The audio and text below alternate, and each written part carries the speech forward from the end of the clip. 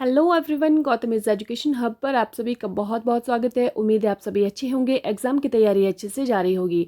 आज 23 दिसंबर 2024 और आज की करंट अफेयर की क्लास आप लोगों के सामने।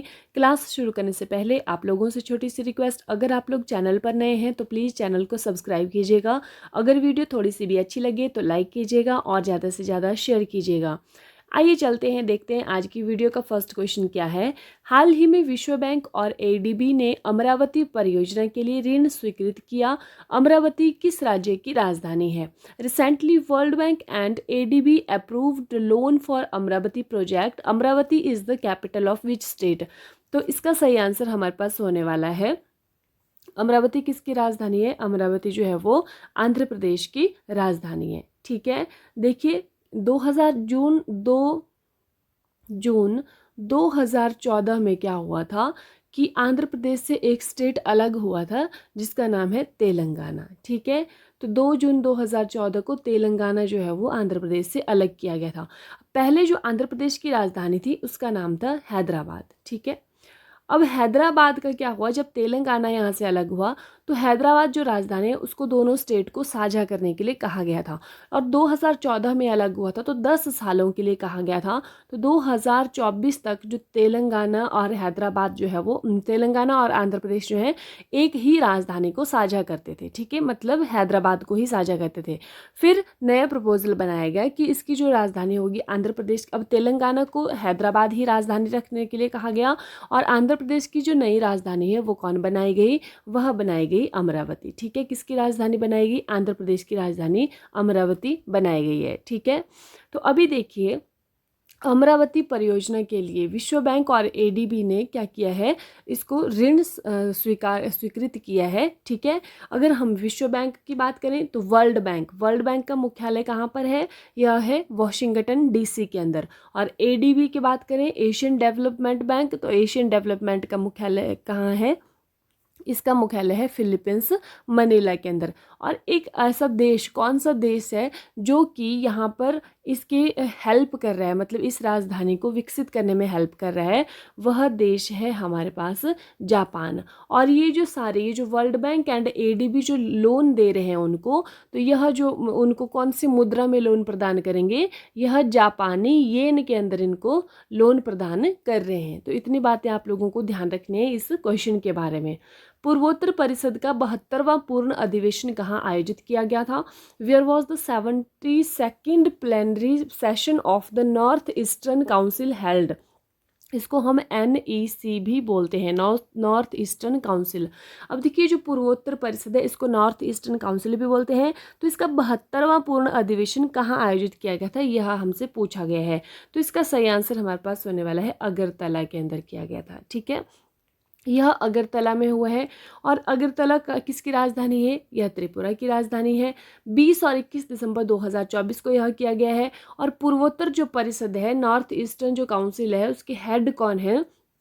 उसके हेड जो है वो राष्ट्रपति के द्वारा बनाए गए हैं, केंद्रीय गृह मंत्री, और वर्तमान में अमित शाह हैं। तो इसमें पूर्वोत्तर के जो 8 राज्य हैं उन राज्यों के राज्यपाल और मुख्यमंत्री इस परिषद में शामिल होते हैं। ठीक है, ये क्षेत्रीय योजना निकाय है एक, ये जो पूर्वोत्तर परिषद है, और यहाँ पर 8 राज्य जो हैं इसमें शामिल हैं। तो इन राज्यों के जो मुख्यमंत्री और राज्यपाल इसमें होते हैं। ठीक है, और इसकी जो बाध्यकारी नहीं है कि अगर ये जो कोई समीक्षा करेंगे या कोई नीति बनाएंगे तो वो केंद्र सरकार मान ही लेगी, बाध्यकारी है, तो ऐसा कुछ भी नहीं है। लेकिन हाँ, क्षेत्रीय योजना निकाय है ये। उत्तर प्रदेश ने हाल ही में भारतीय सरकार के एक भारत श्रेष्ठ भारत कार्यक्रम के तहत एक भारत श्रेष्ठ भारत, ठीक है, कार्यक्रम के तहत किस राज्य के साथ समझौता ज्ञापन पर हस्ताक्षर किए हैं? Uttar Pradesh has recently signed an MOU with which state under the Ek Bharat Shreshtha Bharat program of the government of India. ठीक है, तो यह जो परियोजना है एक भारत श्रेष्ठ भारत, इस पर किसने हस्ताक्षर किए हैं? मणिपुर ने हस्ताक्षर किए हैं। किसके साथ? भारत सरकार के साथ। यह उत्तर प्रदेश ने जो है मणिपुर के साथ इस पर हस्ताक्षर समझौता ज्ञापन पर किए हैं। अब ये 3 साल के लिए वैध है। भारत सरकार ने एक भारत श्रेष्ठ भारत कार्यक्रम जो है वो कब शुरू किया था? यह किया था 31 अक्टूबर 2015 को।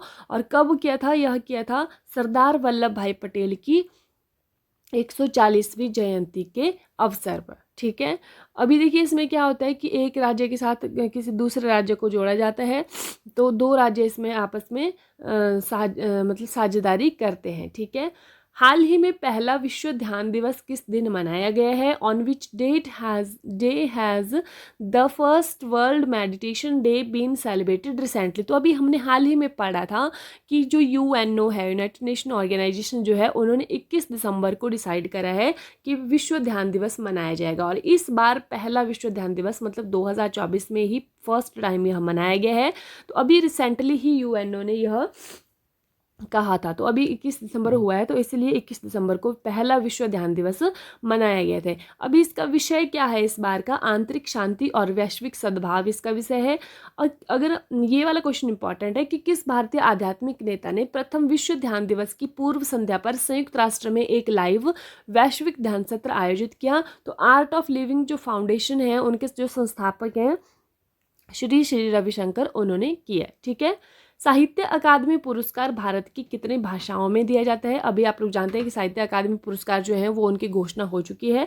तो Sahitya Akademi award is given in how many languages of India? तो वह भारत की कितनी भाषाओं में प्रदान किए जाते हैं? 24 भाषाओं में प्रदान किए जाते हैं। ठीक है, जैसे कि आप सभी जानते हैं कि भारत की जो 8वीं अनुसूची है संविधान की, उस 8वीं सूची में कितनी भाषाओं का उल्लेख है? उस 8वीं सूची में 22 भाषाओं का उल्लेख है। ठीक है, वो जो 22 भाषाएं हैं उनके साथ मिला करके एक इंग्लिश जो लैंग्वेज है, अंग्रेजी भाषा है, और दूसरी जो है वो राजस्थानी भाषा, इनको मिला करके 24 भाषाएं हो जाती हैं। तो इन सभी भाषाओं में जो है वो साहित्य अकादमी अवार्ड दिए जाते हैं। ठीक है, तो ये आप लोगों को ध्यान रखना है, वेरी वेरी इंपॉर्टेंट क्वेश्चन है, तो ये आप लोगों को नोट करके रखना है। ठीक है, अब अगर हम देख लेते हैं कि हिंदी में किसको मिला है, तो हिंदी में मिला है गगन गिल को। ये हम पढ़ चुके हैं वैसे पहले भी, और इनकी कविता का नाम है जब तक आई बाहर। ठीक है, और अंग्रेजी के लिए मिला है ये ईस्टर्न कीरे को। किसको मिला है? ईस्टर्न कीरे को। तो ये मेन है, ये आप लोगों को याद रखने हैं। विकासशील 8, जिनको D8 बोलते हैं, डेवलपिंग 8 बोलते हैं, आर्थिक सहयोग संगठन की 11वीं शिखर बैठक कहाँ आयोजित की गई? Where was the 11th summit meeting of the developing 8 D8 economic cooperation organisation held? तो यह कहाँ पर हुई है जी? यह हुई है मिस्र के अंदर, और मिस्र की जो राजधानी है, कैपिटल है काहिरा, वहाँ इसको जो है वो आयोजित किया गया है। ठीक है, तो मिस्र के जो राष्ट्रपति हैं उनका नाम है अब्देल फतह अल सीसी। एनटीपीसी के द्वारा परमाणु विद्युत परियोजना कहाँ स्थापित की जाएगी? Where will the nuclear power project be set up by NTPC? तो यह कहाँ पर किया जाएगा? यह किया जाएगा बिहार के अंदर। ठीक है, एनटीपीसी जो है कंपनी, इसके जो CMD हैं, ठीक है, उनका नाम क्या है? गुरदीप सिंह इनका नाम है। टाटा पावर ने किस बैंक के साथ रूफ टॉप सोलर लोन के लिए साझेदारी की है? ठीक है, तो Tata power has partnered with which bank for rooftop solar loan? तो यह किया गया है केनरा बैंक के साथ। हाल ही में विश्व बास्केटबॉल दिवस किस दिन मनाया गया है? On which day has World Basketball Day been celebrated recently? तो यह भी मनाया गया है 21 दिसंबर को। ठीक है, बास्केटबॉल की जो उत्पत्ति है, खेल की उत्पत्ति कहाँ से हुई थी? 21 दिसंबर 1891 को डॉक्टर जेम्स नाइस्मिथ ने स्प्रिंगफील्ड अमेरिका में इसे छात्रों के लिए शीतकालीन गतिविधि के रूप में आविष्कृत किया था। हाल ही में महिला T20 अंतर्राष्ट्रीय में रिकॉर्ड तोड़ अर्धशतक किसने लगाया है? Who has scored a recording breaking half century in the recent women's T20 international? तो यह किसने लगाया है? यह लगाया है ऋचा घोष ने। ठीक है, और किसका रिकॉर्ड तोड़ा है? स्मृति मंदाना का रिकॉर्ड तोड़ा है। और ये जो उपलब्धि है वेस्ट इंडीज महिला टीम के खिलाफ उन्होंने यह शतक लगाया है, तो ये क्वेश्चन भी इम्पोर्टेंट बनता है। देखिए, ऐसा तो हमें पता है कि ऋचा घोष ने लगाया है, लेकिन ये भी कभी कभी पूछा जा सकता है कि कौन सी टीम के खिलाफ अर्धशतक लगाया है। तो ये वेस्ट इंडीज जो महिला टीम, इनके साथ जो मैच खेला जा रहा था DY पाटिल स्टेडियम में, तो वहाँ पर तीसरे और अंतिम T20 मैच में इन्होंने ये उपलब्धि हासिल की है। ठीक है, लास्ट वीडियो में आप लोगों से क्वेश्चन पूछा गया था कि हाल ही में किस देश के माउंट सेमेरू ज्वालामुखी में विस्फोट हुआ है। Which countries mount Semeru volcano has erupted recently. तो इसका सही आंसर होने वाला था इंडोनेशिया, और आप लोगों ने राइट आंसर भी किया था।